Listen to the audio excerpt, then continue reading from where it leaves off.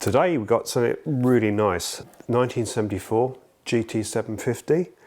It was the triple water-cooled bike. We called it the Kettle.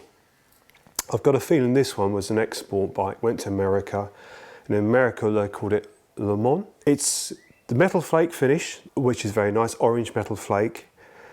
But I think this had a name in the States called the Water Buffalo. In the day I rode one of these and they were so smooth, 3-cylinder 2-stroke, very linear power. But this one is the raffle bike. We've just got a few things to sort out on this one. The engine is really sweet, beautiful actually, and it's all been rebuilt, so it's just a running job with this. But the things that just come to light we need to sort out. We have got a few issues with the forks. We got the seals. These are the wipe seals or dust seals, but the oil seals underneath are leaking, so we're losing a bit of fork oil through here. So what we're going to do is going to drop the wheel out, drop the forks out, put new seals in, the main seal and the dust seal, but also the calipers. We've got twin calipers on the front of this bike, twin discs. It's dragging a little bit on the wheel. So as we've shown before, where pistons can get stuck into a caliper, we're going to dismantle those calipers, put new seal kits in there and new pistons. So today what we're going to show you today is taking the wheel out, and after we've taken the wheel out, we're taking the mudguard and the calipers off.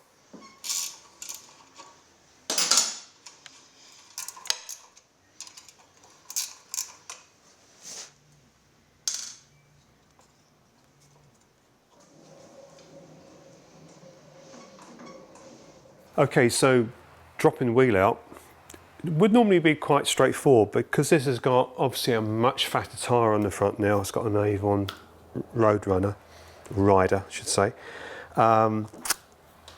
It means the sides of the tyre are quite wide, so where we have a bracket for the hose for each side of the caliper, this one here is very close to the tyre, so it's going to be easier just to undo this bracket here and take the hose connector here, which goes from the two hoses away from the tyre, because that should really come out. If you had a puncture side the road, all you would normally do would be, like I've done just now, split pin out, undo the nut, take the spindle out. When you take it out on this side, on my left hand side, you have the speedo drive, that drops away, and then you can undo your two clamps and then drop the wheel down. Bearing in mind that when you're doing this side of the road, you need to push down on the back wheel and have it on a slight bit of a slope really. But we're just trying to do this now, just get the clearance from the front mudguard so we can pull it out. But if we just undo these two clamps, we should be there.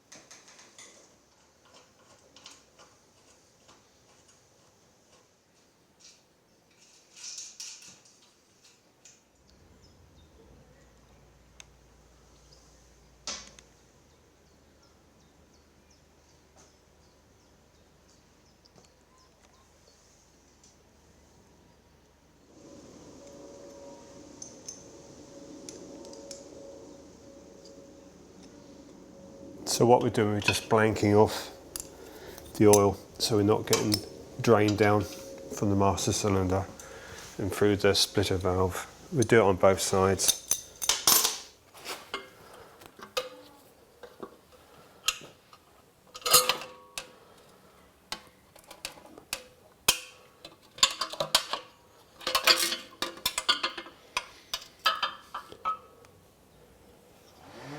When you get a scissor jack underneath the bike and you can lift the front wheel off the ground, it's always a good idea to get hold of the fork legs when the wheel's in place to see whether your head race bearings are worn. And this one with a lot of movement. I mean, the handling on that bike, we've got backwards and forwards, but we also got side to side.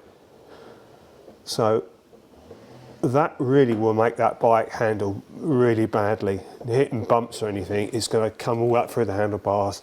That certainly wouldn't pass an MOT. So what we'll do is we're going to drop these fork legs out, then we adjust these head race bearings as well. So we're now in position now where we can drop each fork leg. It's only clamped on the bottom yoke. And from the top we should be able to slacken off and do one leg at a time. But then we don't have to disturb all the headlight assembly.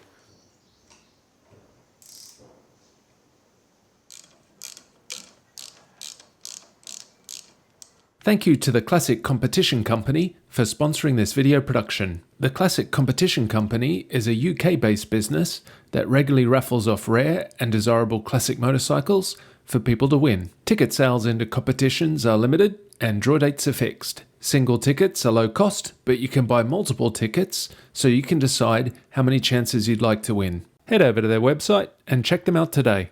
Right, so we've managed to get the fork legs out. But we have struggled because these shrouds have got like a rubber seal inside, and although we unclamped the bottom and top yoke, and it should be a case of just lightly drifting down, the fork legs should come out, it was bouncing back, so we soaked it with WD-40. In the end we had to just take this shroud away from the headlamp shell, turn it round and just work it and spray it. And it was just a case of these rubber seals inside here. I don't know if Alex can catch it up inside there, but it just bonded itself to the stanchion. But now we've got both fork legs out, we can dismantle those forks and do the replacement seals. But yeah, a bit of a job. One of those jobs that shouldn't take very long, but does take longer than you expect. And we had to obviously drop the handlebars out the way and protect the tank in doing so. But now we should find it quite easy to sort out. Stripping the fork out, we didn't show you this, it's quite straightforward really, but we show the rebuild. So in the fork leg itself, stanchion, in the stanchion itself, there are no bushes in here, in this tube at all. The stanchion goes to the bottom, then in the bottom here, this is your rebound valve, and literally Allen screws from the bottom of the fork leg into the bottom of this rebound, which tapered holds it in place. So you have to release the Allen screw, which has got a copper washer, to remove the stanchion.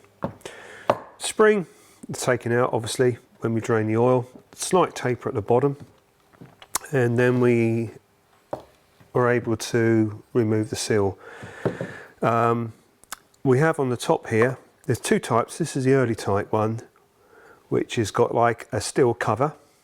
This did have some damage on it, but it relies on being removed by tapping on each side here.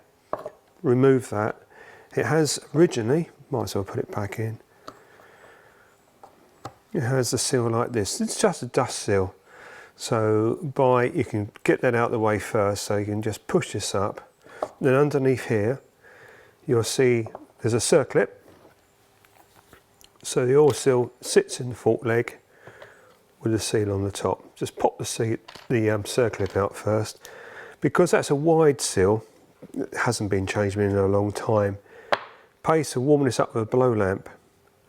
Then what you want is a pry bar being something like this. So then you can actually, if I hold that like that there, you can actually get underneath the seal and get it out. Because you warm this, you do get some contamination behind here, but it just eases the rubber and it makes it easier to get the seal out by the neoprene. So that's what we're doing. And because now we're waiting now for a seal kit to come, because the one that we got here at the moment isn't the correct one. The dust seals are wrong, a different type to these ones, and so we can't use these. These are the later ones. These ones would go over the top of the fork leg, but these aren't right for this model, so we'll get the correct ones for it. And the main oil seal is not as wide. So that's where we are with that at the moment. But what we're going to do now, as we've shown you before, we're going to try and push the pistons out of this seized caliper. Just make sure we've got enough grease in the grease gun. So just blank off your port where the oil comes into the fork leg, and replace your bleed screw with a grease nipple. So what should happen now, it should fill up the cavity with grease and force the piston out if things go right.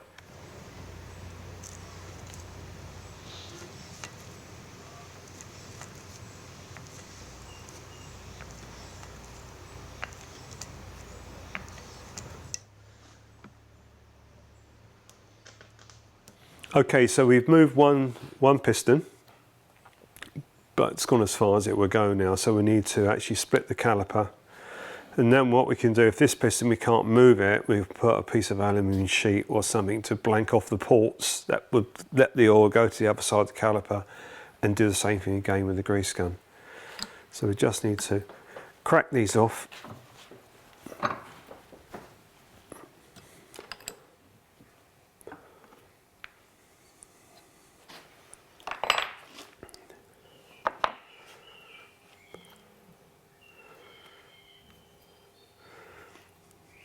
So that one's just held in with that there. Okay, there's an O-ring on that one. Nothing on that. Oh, that's there. It's okay. So the piston has moved out. So what we can do now, we can actually get that out.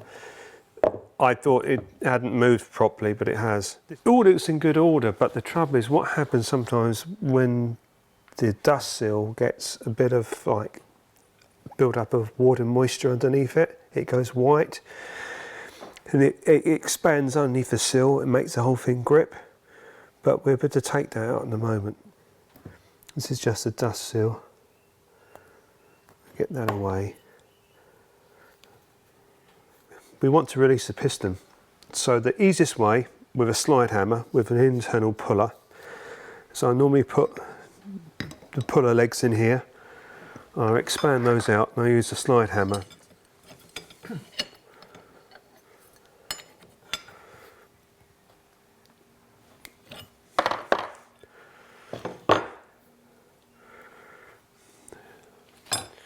So we use flat alley vice protectors. We try and grip this. You'll be a little bit careful doing this because I can't really hold it particularly well.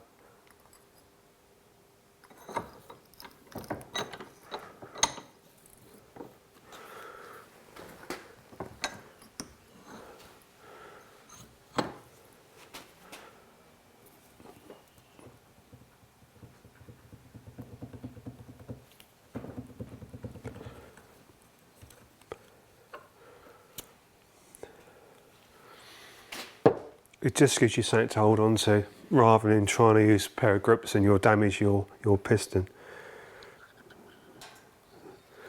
We'll retrieve the grease, we'll use that in a moment, back in the grease gun to do the other side. We're just going to take the dust seal out now.